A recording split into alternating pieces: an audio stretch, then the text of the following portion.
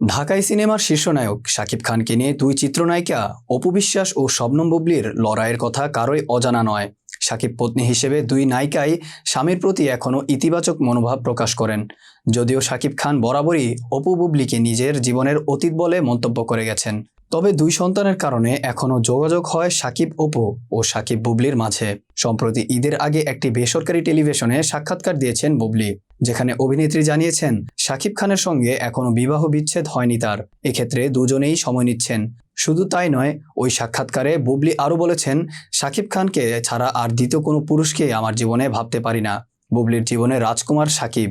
আমাদের ভবিষ্যৎ কি হবে সেটা হয়তো ভবিষ্যতই বলে দিবে, কিন্তু তার আগে আমাদের একটা কথা বলার জায়গা আছে, পারিবারিকভাবেও কথা বলার সেই জায়গাটা আছে। কারণ সন্তানের জন্য হয়তো অনেক কিছুই মানিয়ে নিচ্ছি, তবে আমার একটা অভিমান কষ্টের জায়গা তো থাকছে। বুবলির এসব মন্তব্য নাকি ভালোভাবে নেননি শাকিব খান।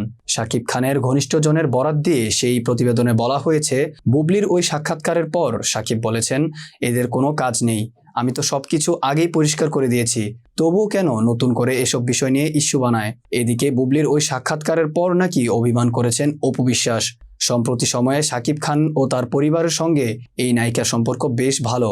স্বামীর সঙ্গে বিচ্ছেদ হলেও এখনও নিয়মিত যোগাযোগ রয়েছে শাকিব অপুর।